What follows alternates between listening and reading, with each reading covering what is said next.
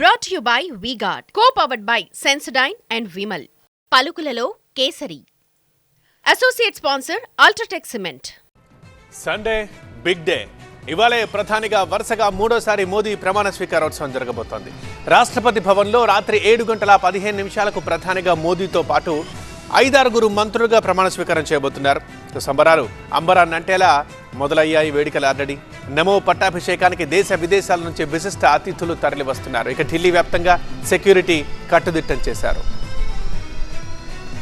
मैं कहूंगा NDA, new India, develop India, aspirational India. और एक बार एनडीए सरकार. ఆత్మనిర్భర్ ప్రతీక, వికసిత్ భారత్ పతాక, నవభారత్ భాగ్య విధాత, ప్రధానిగా మోదీ హ్యాట్రిక్. ముచ్చటగా మూడోసారి ప్రధానిగా మోదీ ప్రమాణ స్వీకార మహోత్సవం నేడే. ఆదివారం సాయంత్రం సమయం సరిగ్గా రాత్రి 7:15 ప్రధానిగా నరేంద్ర మోదీ ప్రమాణ స్వీకారం. దేశమంతా వేడుక. ఈ మహోన్నత ఘట్టానికి రాష్ట్రపతి భవన్ వేదిక. నమో 3.0 లేటెస్ట్ వర్షన్ విత్ అలియన్స్. ప్రపంచమంతా ఇప్పుడు ఢిల్లీ వైపు చూస్తోంది. ప్రధానిగా మూడోసారి మోదీ పట్టాభిషేకం యావత్ ప్రపంచానికి శాంతి, స్నేహ సంకేతాల్ని చాటింది. స్నేహ సారథిగా భారత్ పంపిన ఆహ్వానాలతో సార్క్ దేశాల అధినేతలు, ప్రముఖులు, ప్రతినిధులు మోదీ ప్రమాణ స్వీకారోత్సవ వేడుకకు తరలివచ్చారు.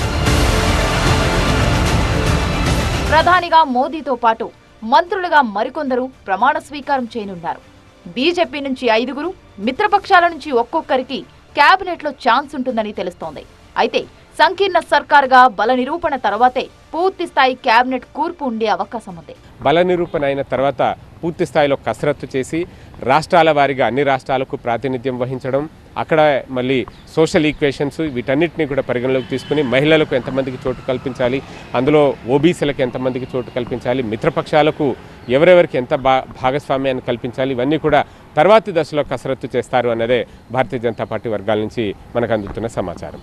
దేశవ్యాప్తంగా సంబరాలు, రాష్ట్రపతి భవన్లో అద్వితీయ ఏర్పాట్లు, నమో ప్రమాణోత్సవం పండగ వాతావరణాన్ని తలపిస్తోంది. అట్ ది సేమ్ టైం ఢిల్లీలో హై అలర్ట్ కొనసాగుతోంది. చీమ చిటుక్కుమన్నా గుర్తించేలా ఆర్టిఫిషియల్ ఇంటెలిజెన్స్ తో సెక్యూరిటీని కట్టుదిట్టం చేశారు. సీసీ కెమెరాలతో పాటు డ్రోన్లతో ఢిల్లీని జల్లెడ పడుతున్నారు.